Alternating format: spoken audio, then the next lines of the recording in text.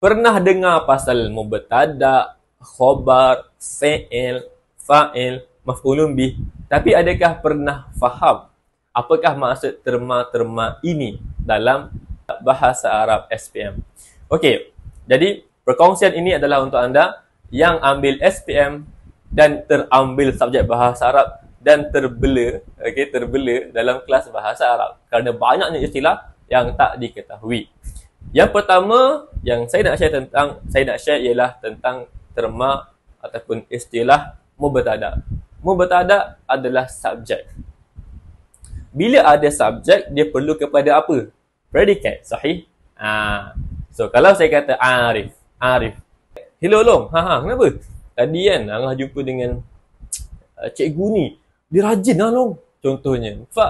Aku lahu al-muallimu mujtahid. Al-muallimu, guru itu mujtahidun, rajin.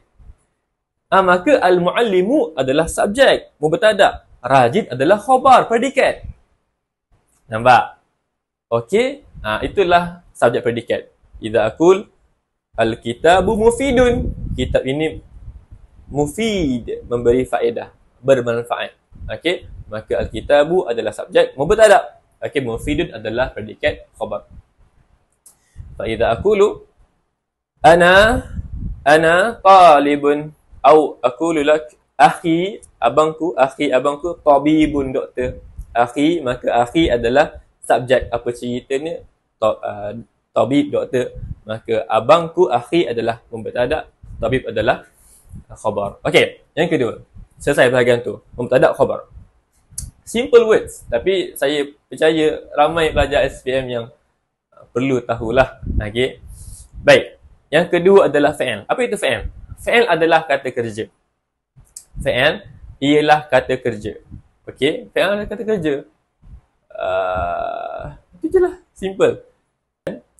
Okey, ini adalah apa yang dipesan oleh Ustaz Hafizrul. Beliau kata kalau mengajar fi'il, sebut secara jelaslah apa itu fi'il.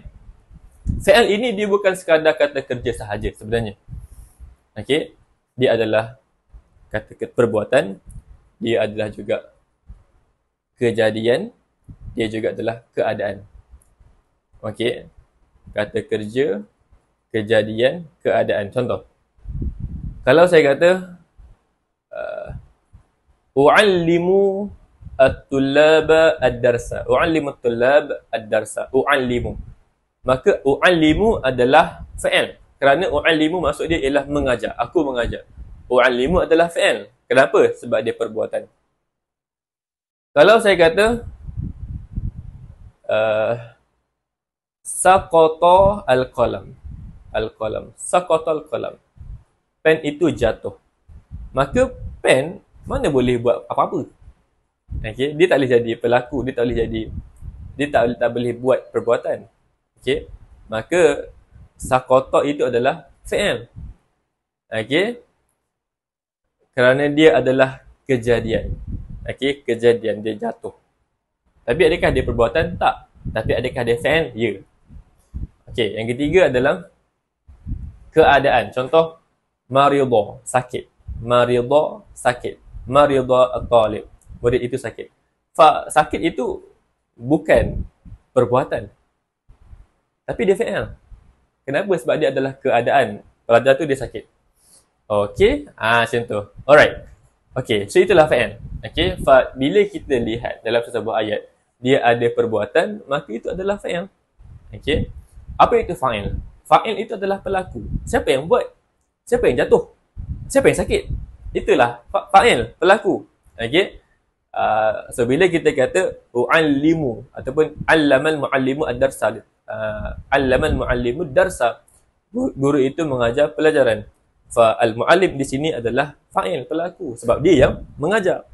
Bila saya kata ishtaraitul kitab, ishtaraitu al-kitab, saya telah membeli buku, maka akulah fa'il dia, sebab aku yang beli, aku yang telah beli tu, aku yang buat benda tu. Okay, ta'allamtu al-lughah, aku telah belajar bahasa, akulah menjadi fa'il, sebab aku telah ta'allam, aku telah belajar bahasa. Al-lughah adalah maf'ulun bih, sebab dia mangsa kepada perbuatan itu. Contoh, saya kata belajar. Siapa yang buat? Aku. Maka aku adalah pelaku. Pelaku adalah fa'il. Aku buat apa? Aku belajar apa? Aku belajar bahasa. Maka bahasa adalah objek ataupun mangsa yang dipelajari. Maka bahasa al-lughah adalah maf'ulun bih. Kitab, aku telah beli buku, maka Alkitab jadi objek ataupun mangsa yang dibeli. Maka Alkitab adalah maf'ulun bih. Okey. Simple teknik i'rab untuk antum semua dalam konten ni. Bila dia mubtada, khabar, fa'il, okay, tiga ni, semua ni kita baca dia mubtada, khabar, fa'il, mubtada, khabar, fa'il,